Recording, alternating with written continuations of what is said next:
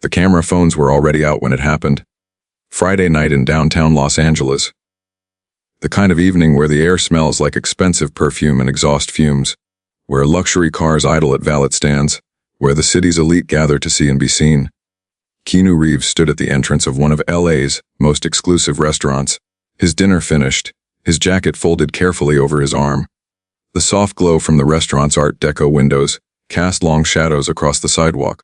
He just handed his ticket to the valet, exchanged a few quiet words with the attendant, tipped generously as he always did. A normal evening. A routine exit. That's when a small voice cut through the ambient noise of the city, the distant traffic, the muted conversations, the soft jazz filtering from the restaurant speakers. "Excuse me, sir. Can we have some leftovers?" The question hung in the air like a record scratch. It came from a young girl, no older than 8, standing beside her mother near the valet stand. Both looked exhausted in that bone, deep way that transcends simple tiredness. Worn clothes that had seen too many washes. Tired eyes that had seen too many hard nights. The kind of invisible people that most celebrities, most people period, walk past without a second glance, their gazes sliding away as if poverty were contagious. Keanu stopped mid-step, the easy smile that had been on his face. The polite expression of a man finishing a pleasant meal faded completely. His body went still in a way that made several onlookers pause what they were doing. Not the freeze of awkwardness. Not the tension of discomfort. Something else entirely. His eyes moved from the little girl to her mother, and witnesses would later describe his expression as transforming.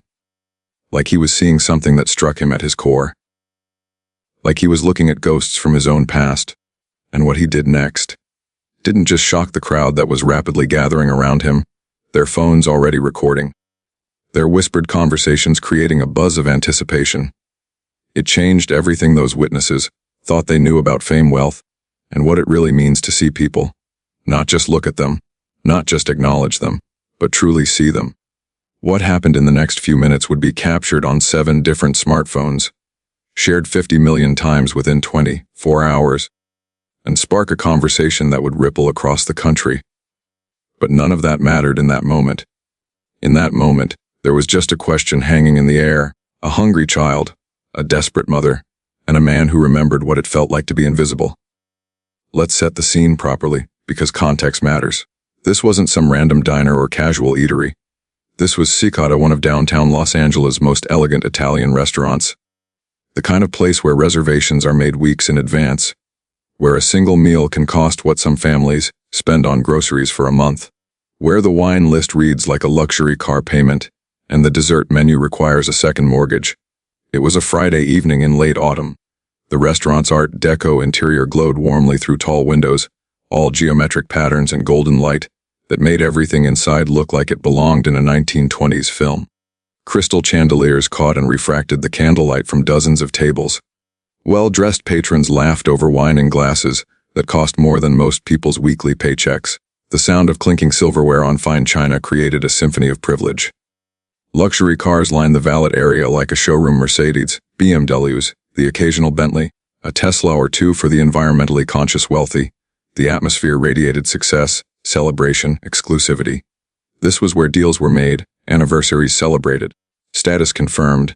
Keanu had been dining alone at a corner table, something witnesses later mentioned with a mix of surprise and recognition. Not with an entourage, not surrounded by handlers or publicists or the usual celebrity circus. Just a quiet meal, a worn paperback book beside his plate. Philosophy, someone said, though they couldn't make out the title. The kind of solitary dinner that's become part of his public persona. The legendary, sad Keanu, who eats alone, who rides the subway, who seems to move through Hollywood without ever quite belonging to it. He'd tipped well, really well. The server would later tell reporters, thanked the staff by name, complimented the chef personally, and was heading out into the cool evening air, when most people would be settling in for dessert. That's when he noticed them. The mother and daughter weren't aggressive panhandlers. They weren't holding cardboard signs with desperate messages, scrawled in marker. They weren't approaching guests with outstretched hands or rehearsed sob stories. They were simply there. Sitting on a bench near the parking structure, barely visible in the space between streetlights where the city's glow dims just enough to create pockets of shadow. Easy to miss. Easy to ignore. Easy to walk past while pretending you didn't see. The little girl had noticed Keanu first. That shock of recognition that happens when a child spots someone from their screen life appearing in their real world.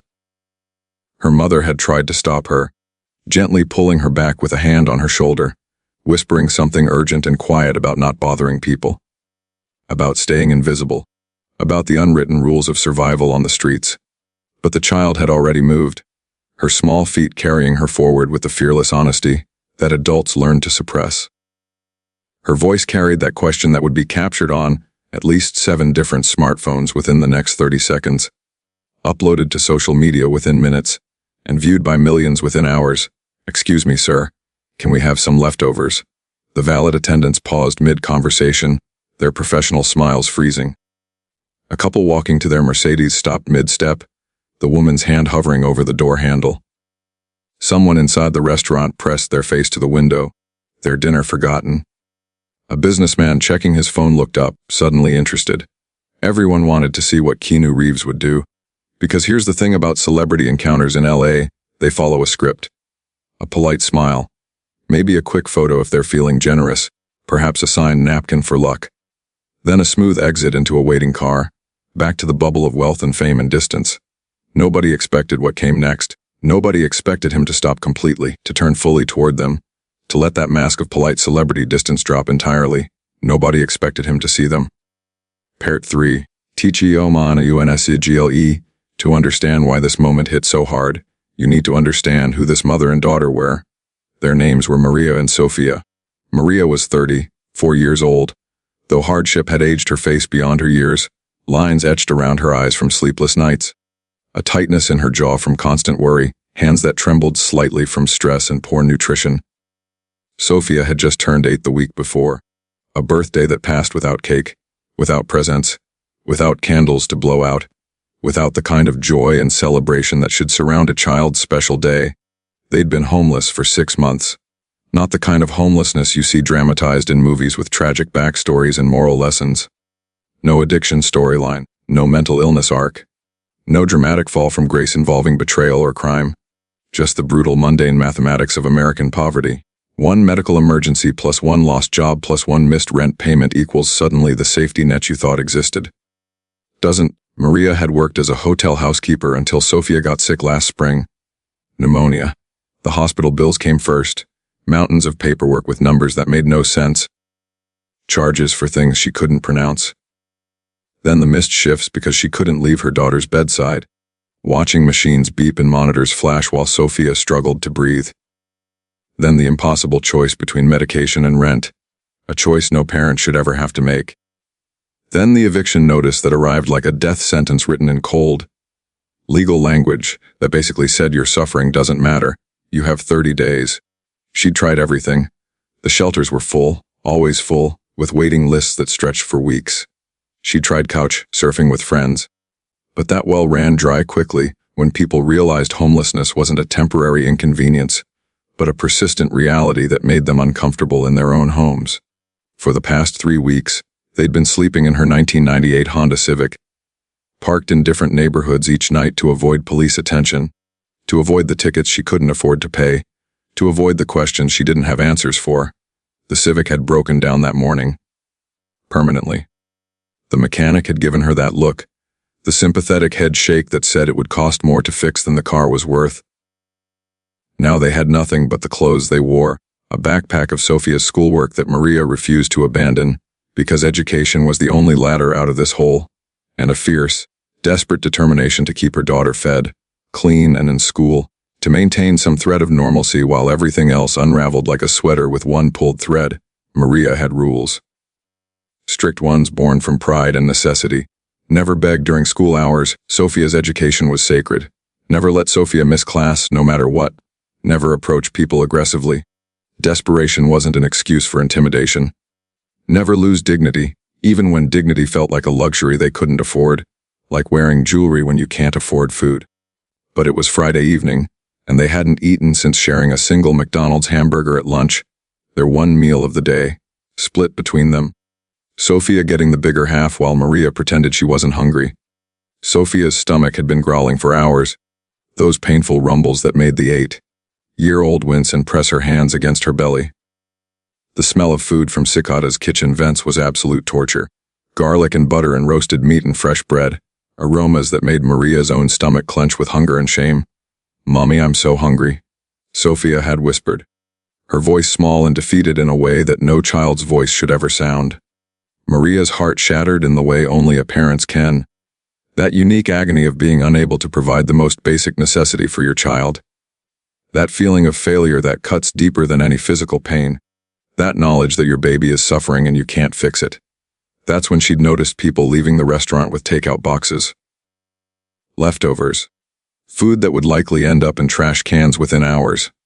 Thrown away without a second thought while her daughter starved. She'd waited until the valet area was less crowded, positioning them in a spot that was visible but not intrusive, trying to calculate the exact distance between desperate and aggressive. Had coached Sophia on what to say, hating herself with every word for teaching her daughter to ask strangers for scraps. For showing her that this was what their life had become. Just ask politely, Maria had instructed, her voice barely steady. If they say no, we say thank you anyway and walk away with our heads up. Okay, baby. Sophia had nodded, her 8-year-old mind not quite grasping the full desperation behind the request, just knowing that mommy needed her to be brave. Then Keanu Reeves stepped out of the restaurant. Here's what the witnesses noticed. First, Keanu didn't smile. That might seem like a strange detail to focus on, but it matters. Because what most celebrities do in moments like this is perform. They smile broadly for the cameras they know are watching. They make a show of generosity, ensuring the angle is right, the lighting flattering. They turn charity into content, compassion into publicity. Every gesture calculated, every word measured for maximum viral impact. Keanu didn't do that. Instead, he went completely still. His entire body language shifted in a way that made the air feel heavier, more charged. His eyes moved from Sophia to Maria, then back again, really seeing them in a way that made several onlookers later describe the moment as intense and uncomfortable in the best way possible. He noticed things. Small things. Important things. The worn patches on Sophia's jacket where the fabric had rubbed thin at the elbows. The way Maria's hands trembled slightly, not from cold but from stress. From hunger, from the constant adrenaline of survival. The backpack that looked like it contained everything they owned, stuffed full and straining at the seams. The shoes, Sophia's were clean, carefully maintained, but clearly too small, probably pinching her toes with every step, because new shoes weren't an option when you were choosing between footwear and food. One witness, a woman named Jennifer who'd been waiting for her car, later told reporters with tears in her eyes. It was like watching someone do rapid fire math in their head. You could literally see him putting the pieces together. The realization washing over his face. Not pity, something deeper than that. Recognition, maybe. Like he was seeing his own past reflected back at him. Keanu crouched down. Not the performative crouch that celebrities do for photo ops. Knees bent just enough to seem approachable while maintaining distance. A real one, bringing himself fully to Sophia's eye level. His expensive suit pants touching the dirty pavement without hesitation, without concern for the fabric or the optics. Just a man making himself small so a child wouldn't have to feel smaller. "What's your name?" he asked quietly, his voice gentle but clear. "Sophia." Her voice was barely a whisper, shy and uncertain. "That's a beautiful name," he said, and the way he said it, like he genuinely meant it, not like an automatic pleasantry, made Sophia's eyes widen slightly. "I'm Keanu." "I know," Sophia said, then immediately looked embarrassed, like she'd revealed too much. Broken some unspoken rule about bothering famous people. The smallest smile finally touched Keanu's face. Not the Hollywood smile, but something real and warm. "What grade are you in, Sophia?" "3rd grade. A little more confidence now. Do you like school?" She nodded eagerly, the question unlocking something in her. "I love reading. We're reading Charlotte's Web right now. It's about a pig and a spider and friendship and—" She stopped herself, worried she was talking too much. Something shifted in Keanu's expression at that moment.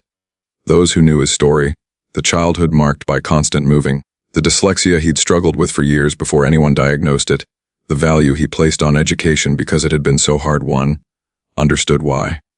This little girl, homeless and hungry, still loved reading, still went to school, still held on to that. He stood slowly and turned to Maria, his expression serious now. "Ma'am, could you wait here for just a moment?" Maria's voice caught in her throat. "We didn't mean to bother you. I'm sorry. We shouldn't have. Please." he said gently but firmly, cutting off her apology. Just one moment. I'll be right back. Then he turned and walked back into Cicada, pushing through the heavy door with purpose. The crowd of onlookers exchanged confused glances. What was happening? Was he getting security, calling the police? Or could he possibly be? The valet attendants looked at each other uncertainly, not sure if they should intervene somehow, if there was protocol for this situation that they'd somehow missed in training. Maria pulled Sophia close, wrapping her arms around her daughter protectively, not sure whether to hope or prepare for disappointment or humiliation. Her heart hammered in her chest. Had she made a mistake? Would he come back angry?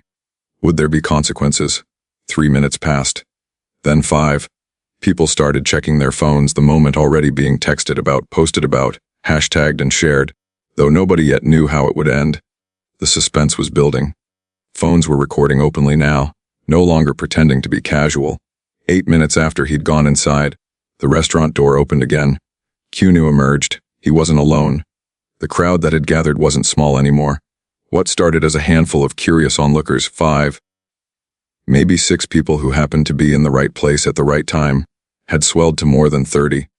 Some were restaurant patrons who'd been alerted by the whispers, spreading through Cicada's dining room like wildfire. Others were people who'd been walking by and stopped when they saw the cluster of phones, the unmistakable posture of something important happening. Several were filming openly now, their phones held high, angles adjusted for the best shot, no longer pretending this was casual or accidental. The energy had shifted from curiosity to something else, something charged with emotion and expectation. Because everyone present understood they were witnessing something rare, something that didn't happen in a city where celebrity sightings were as common as traffic jams, where the famous learned to move through crowds with practiced indifference, where the unspoken rule was don't make eye contact, don't engage, don't break the fourth wall between their world and ours. A woman named Patricia, who'd been celebrating her 15th anniversary at Cicada with her husband, later posted about the experience on social media. Her post went viral within hours, shared hundreds of thousands of times. I've lived in LA for 15 years. I've seen celebrities everywhere, restaurants, airports, gyms, grocery stores. They're usually nice enough when approached. Sometimes they're jerks. Sometimes they're surprisingly normal. But I've never seen anything like what Keanu Reeves did tonight. This wasn't charity. This wasn't performance. This wasn't some PR stunt coordinated by handlers. This was one human being truly seeing another human being. I'm sitting in my car crying as I write this, because I just watched something that restored a piece of my faith in humanity, that I didn't even realize I'd lost. But not everyone in that crowd was moved. Not everyone saw what Patricia saw. There were skeptics, cynics, people whose first instinct in any situation was to question, to diminish, to find the angle, to protect their own worldview by tearing down what threatened it. A man in an expensive suit, later identified through social media as Todd Brennan, a hedge fund manager from Newport Beach, muttered loudly enough for others to hear, his voice dripping with contempt. Great, now she'll expect handouts instead of getting a real job. This is exactly what's wrong with this country. The words hung in the air like poison gas. Several people turned to stare at him, their expressions ranging from shock to disgust. One woman actually gasped audibly, her hand flying to her mouth. A valet attendant's jaw clenched. But before anyone could respond, before the crowd could turn on Todd with the righteous anger building in the space, Keanu did something unexpected. He walked directly toward Todd, closing the distance with calm, measured steps. The crowd went absolutely silent. You could hear the distant traffic. Someone's phone notification. Nothing else. Keanu's voice wasn't loud, but it carried with perfect clarity. Excuse me, could you repeat that? Todd, suddenly realizing he was being directly addressed by Keanu Reeves in front of 36 witnesses and multiple recording phones, tried to backpedal, his face flushed red. I didn't mean. No, please. Keanu interrupted, still perfectly calm but with steel underneath. The kind of controlled intensity that made you understand why he was so effective in action movies. Share your thoughts with everyone. You seemed confident enough to say it the first time. I'd like to hear it again. Todd stammered, his earlier bravado evaporating. Look, I'm just saying that giving money to homeless people doesn't actually solve the problem. It just enables. You're right, Keanu said, and several people looked shocked, confused about where he was going with this. One act doesn't solve systemic poverty. Keanu continued, his voice taking on a teaching quality. It doesn't fix broken social services. It doesn't address the lack of affordable housing or the healthcare crisis that bankrupts families for getting sick. It doesn't change the fact that medical debt is the leading cause of personal bankruptcy in this country. It doesn't fix wage stagnation or the disappearing middle class or any of the structural problems that create homelessness. He paused, letting those words sink in, letting Todd think maybe he'd found an ally. But here's what it do. Keanu continued, his voice dropping lower, more intense. It solves the problem of an 8-year-old girl going to bed hungry tonight. It solves the problem of a mother who's doing everything right, keeping her daughter in school, maintaining dignity, working every angle to survive an impossible situation, being able to sleep indoors safely for the first time in weeks. It solves the immediate human, right now problem of 2 people who needed help getting that help.